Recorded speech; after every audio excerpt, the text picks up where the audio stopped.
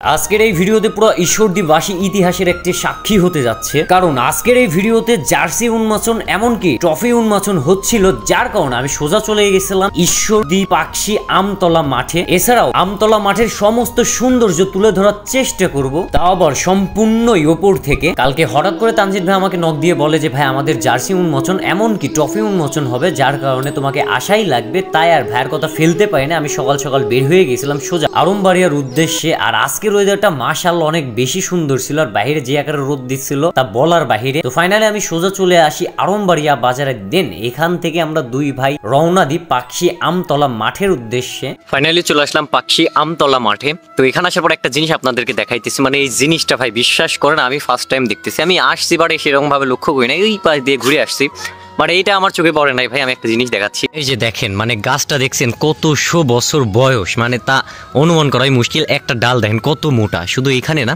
আমি যদি এই সাইডটা দেখাই, ওই যে দেখেন বেশ গাছ কিন্তু এরকম দেখছেন কত সুন্দর লাগতেছে, একটা সুন্দর পরিবেশ।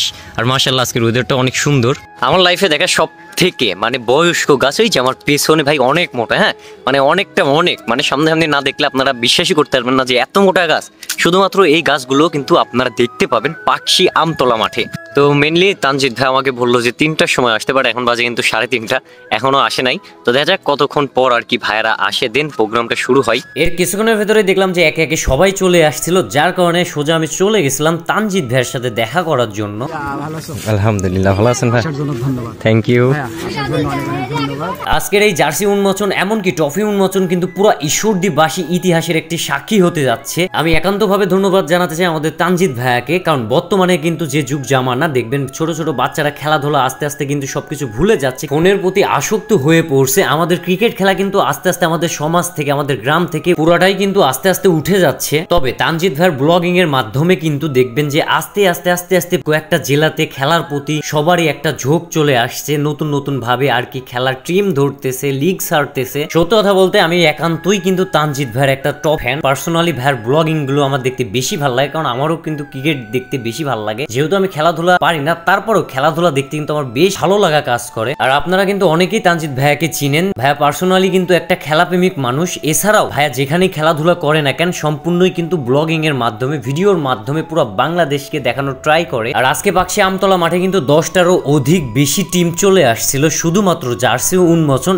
এমনকি ট্রফি উন্মোচন করার জন্য। তো এখানে একটা আমাদের প্ল্যান ছিল যে উপর থেকে ড্রোন ফুটেজ নিব, মানে সব যতগুলো জার্সি উন্মোচন করা হয়েছে সবাই এক একে পড়ে নিয়েছিল, দেন আমাদের ড্রোনটাকে উপরে ফ্লাই করাই দিই। তারপর এখানে লেখা হয়েছিল ICA, মানে এটার মিনিংস কি আমারও সঠিক জানা নাই, আর ভাইয়ার থেকে জেনে নেব এটাও আমার মনে ছিল না। দেন আমরা উপর থেকে এই ICA আর কি ফুটেজটা নিতেছিলাম। মাশাআল্লাহ উপর থেকে দেখতে এত সুন্দর লাগতেছিল তা বলার বাহিরে। অলরেডি আপনারা কিন্তু দেখে ফেললেন। পাকশি আমতলা মাঠে আসছে আর এখানকার উপর থেকে ফুটেজ নিব না, যার কারণে আমরা আবারও ড্রোনটাকে ফ্লাই করাই দিই। দেন উপর থেকে আশেপাশের পরিবেশটা নিতেছিলাম। মাশাআল্লাহ উপর থেকে অনেকটা বেশি জোশ লাগতেছিল, কারণ দুই পাশে অনেক সুন্দর গাছ গাছালি আর মাঝখানে সবুজ মাঠ, একটা অস্থির ফিল আসতেছিল উপর থেকে দেখতে। জার্সি উন্মোচন শেষ করার পরে তানজিদ ভাই প্ল্যান করছিল যে পাকশি হার্ডিং ব্রিজের উপরে আর কি ট্রফি উন্মোচন করবে, যার কারণে আমরা সোজা চলে গেছিলাম পাকশি হার্ডিং ব্রিজে। তবে পাকশি হার্ডিং ব্রিজে আসার পরে এখানকার ফুটেজ নেওয়ার জন্য আর কি তানজিদ ভাইয়াদেরকে ভেতরে ঢুকতে দিচ্ছিল না। অনেকক্ষণ বোঝানোর পরে অবশেষে তানজিদ ভাইয়াদেরকে এখানে ট্রফি উন্মোচনের জন্য 15 মিনিট সময় দেয়। দেন